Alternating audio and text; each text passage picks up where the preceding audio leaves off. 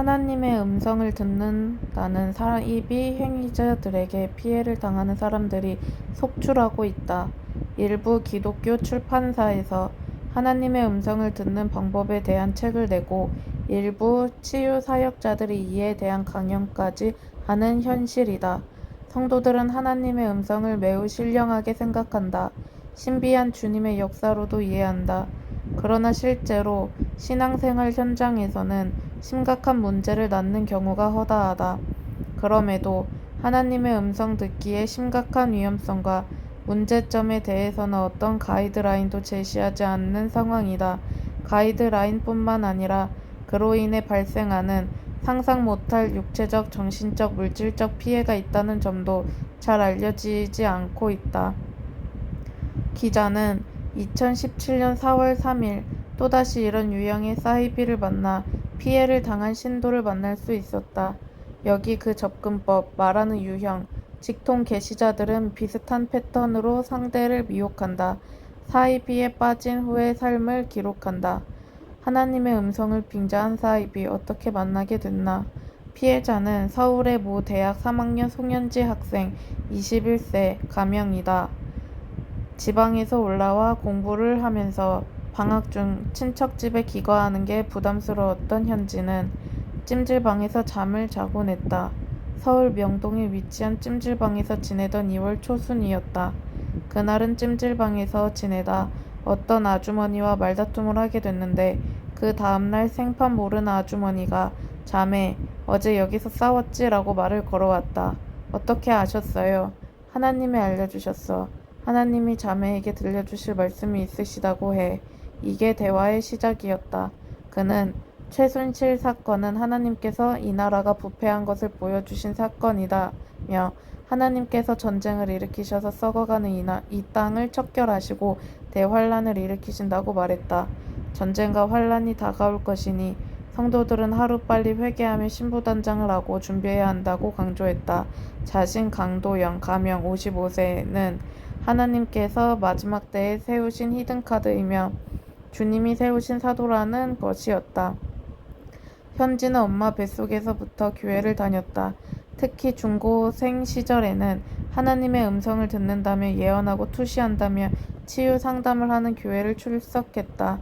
당시 그 목회자의 예언 사역에 현지는 신기함을 느꼈을 때다. 말하지도 않은 속마음을 알고 예언해주는 그 목회자의 사역을 성령의 역사라고 생각해 왔었다. 결국 아빠 승호가 예언하는 교회는 거짓이다 라고 해서 다니던 교회를 떠나긴 했지만 현지의 마음에는 예언 사역에 대한 신기함을 갖고 있었다. 찜질방에서 만난 50대 초반의 여자 강도영의 주장. 지금 이 나라가 겪는 환란은 주님의 심판이라는 해석에 현지는 미혹당했다. 전쟁이 터질 것이니 신부 단장을 해야 하고 깨어 기도해야 한다라는 말에 넘어가지 않을 수 없었다. 만난 다음 날 아빠가 고향으로 내려오라고 해서 가야 한다며 현지는 강남 고속터미널로 간다. 여기까지 따라간 강도영은 현지에게 공포와 두려움을 심어주기 시작한다.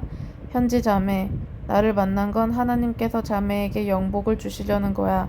지금은 고향으로 내려가면 이 복을 놓치는 거라고 주님께서 말씀하신다. 자매가 천국 백성이 돼서 복을 받아야 하는데 그걸 방해하는 세력들이 많이 나타날 거야. 집에 가지 말고 지금 나랑 함께 있자. 주님께서 자매에게 해줄 말씀이 있으시대. 강도영은 주님이 해주실 말씀이 있다는 말로 현지가 고향에 내려가려는 계획을 포기하게 만든다. 30분만 만나자던 만남은 이후 한 달간 지속적으로 찜질방 모텔 기도원을 전전하며 노예처럼 지내는 날의 시작이 됐다. 다시 만난 첫날, 현지는 강도영에게 머리를 내밀고 안수를 받는다. 강도영은 이렇게 기도했다. 예수 그리스도의 초림 때 하나님께서는 세례요 한을 미리 보내셔서 주님 오실 길을 예비하셨다. 내가 이때의 사도로 세워진 것은 주님의 재림의 때가 가까웠다는 의미다. 엘리야 시대에 3년 6개월 동안 비가 내리지 않은 것처럼 한국교회는 영적 가뭄 상태다. 한국교회가 하나님보다 사랑하는 게 많기 때문에 하나님은 한국교회로부터 등을 돌리셨다고 한다. 주님이 한국교회의 성전 문을 닫아버리고 싶다고 하신다. 현지야, 하나님은 부패한 한국교회를 떠나셨으니 성령님은 오직 나와 함께 하신단다. 그래서 나를 통해서만 기름 부음을 받을 수 있단다. 직통 계시자와 자주 함께했던 땡땡땡 기도원. 마태복음 25장에 열처녀 비유도 얘기했다. 열처녀 중 5처녀가 등은 준비했는데 기름은 가지지 않았잖아. 기름이 없으면 기름 파는 자에게 사러 가야 하는 거야. 기름 파는 자에게 사라고 하지 않았느냐. 기름은 성령인데 너도 나에게 기름을 사야 한다. 천국은 침노하는 자일 것이다. 밭에 묻힌 보화는 내 전 재산을 다 바치고 팔더라도 사야 하는 거다. 나도 처음에 기름 부음을 받기 위해 남편의 퇴직금도 바치고 재산도 바쳤어. 강도영은 종종 자신에게 훈련받았던 이름도 얼굴도 모르는 사람들을 예로 들며 헌금을 바치도록 명령했다. 깨어 기도하라는 음성, 나라 하루 종일 기도, 금식하며 노예처럼 생활. 이런 얘기를 들으니 현지는 자신도 강도영에게 뭔가를 바쳐야겠다고 생각했다. 천국은 침노하는 자의 것이다는 성경 말씀은 자신이 힘써서 얻어야 하는 무엇으로 느끼게 만들었다. 열심히 일해서 번 아르바이트비 30만 원을 흰 봉투에 담아서 강도영에게 바쳤다. 신부단장을 위한 가증 고행은 이제 시작됐다. 강도영은 하나님의 음성을 빈자해 사랑하는 딸아, 지금은 깨어 기도할 때다. 기도 쉬는 죄를 범치 말라고 명령했다. 이 음성을 따라 강도경과 함께 있던 1개월 남짓한 동안을 거의 금식 기도를 하며 보냈다. 때론 4일, 5일, 7일을 금식했다. 한 달을 같이 지내는 동안 거의 반 이상을 금식한 것이다. 깨어 있으라는 말씀을 따라 잠도 자지 않고 아침 7시부터 새벽 1, 2시까지 밥 먹는 시간 등을 제외하고는 오로지 기도에 전념해야 했다. 강도경은 현지에게 잠시도 다른 생각할 틈을 주지 않았다. 부모가 집으로 빨리 내려오라, 안수 함부로 받지 말아라, 귀신 역사하고 잘못하면 폐인된다는 문자를 보냈으나 강도경은 부모에게서 오는 모든 문자와 전화를 받지 못하게 명령하고 자신에게 보고하게 했다. 돈이 떨어지면 아르바이트를 해서라도 물질을 강도영에게 바쳤다. 금식하면서 택배 분류 작업을 한 적도 있다. 다른 아르바이트나 하루 일당이 6, 7만 원이라면 택배 분류 작업은 하루 일당이 10만 원에 달했다. 그만큼 힘든 일이었다. 택배 분류 작업을 밤새도록 하고 나서 생기는 돈은 주님께 즉시 드려야 한다는 강도영의 명령을 따라 그녀에게 바쳤으며 강도영은 자신에게 바치는 게 곧 주님께 바치는 것이라고 했다. 자신의 자아는 완전히 죽었고 주님이 자기 안에 사셨기 때문에 나를 대접하는 게 곧 주님을 대접하는 것이라는 것이었다. 현지는 기도와 금식과 더불어 아르바이트에 전념한 반면 강도경은 놀고 먹는 생활을 지속했다. 내가 제자인 너를 훈련하느라 해산의 고통을 당하고 있다. 머리가 하얗게 된 것은 너를 훈련하느라 단백질이 빠져나가서다. 이게 다 내 탓이다 등 갖은 말을 해서 현지의 헌신을 끌어냈다. 금식 중인 현지에게 강도영은 단백질이 빠져나갔으니 고기를 사오라는 심부름을 시켰다. 고기를 사다 바친 날 금식하는 현지 옆에서 강도영은 혼자 맛있게 고기를 뜯어먹었다.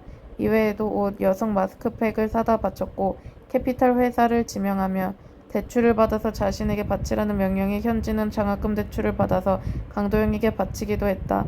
학교에서 준 장학금도 자신을 만나서 하나님이 복을 주신 것이라는 것이었다. 부모가 보내주는 책값, 용돈, 택배 아르바이트 대금, 모든 게 강도영의 몫이었다. 현지가 한 달간 바친 돈이 약 400만 원에 이르렀다. 직통 계시자의 명을 따라 하나님께서 교회를 심판하시는 것을 묘사해서 그렸다. 그녀의 인도를 따라 안수를 받고 나면 자주 뭐가 보이느냐, 환상과 계시를 그림으로 그리며 노예 같은 생활을 지속하던 사물초순. 현지의 삶이 완전히 망가져갈 때 현지의 아버지가 전화를 했다. 아빠 승우 58세는 전화로 호통을 쳤다. 현지야, 너 어디서 뭐하고 지내냐? 너를 내가 좀 만나야겠다. 서울 고속터미널에서 현지를 한 달 만에 만난 날 현지의 아빠 승우는 억장이 무너지는 듯 했다. 얼굴에는 핏기가 없이 피폐했고 피골이 상접한 상태였다. 현지를 억지로 끌고 집으로 내려갔다. 현지는 내려가면서도 아빠를 향해 성령 회방죄를 지어서는 안 된다고 반항했다. 평소에 내 부모가 진리의 길을 가는 것을 부모가 방해할 것이고 그것을 이겨내야 한다고 늘 안수기도를 받으며 세뇌를 당한 상황이었다. 강도영은 아빠가 너를 데려가려는 건 너를 지옥 끌고 가려는 거다. 엄마 아빠는 너를 끌어내리고 파멸한 핏값까지 물게 될 것이다. 부모가 나를 비난할 때 내가 동조하며 성령 회방죄를 짓는 것이니 동조하지 말아라. 누가 부모 형제인가? 주님 뜻대로 사는 우리들이 곧 부모 형제다 라고 가르쳤다. 아빠 승호의 손에 끌려 내려가면서도 반항했던 현지의 생각은 강도영과 떨어져 지내며 아빠의 인도를 따라 목회자들과 상담하며 점차 회복되기 시작한다. 수면을 충분히 취했고 밥도 잘 먹기 시작했다. 상담을 해준 목회자들은 하나님의 음성을 빙자해 물질을 착취하고 가족관계를 끊는 것은 전형적인 사이비 행각이라고 지적했다. 아빠와 함께 지내며 현지의 마음은 조금씩 회복의 단계를 밟아가고 있다. 현지는 요즘도 노예 같은 생활을 하면서 보낸 지난 한 달간의 기간을 생각하며 분노가 치밀어 오른다.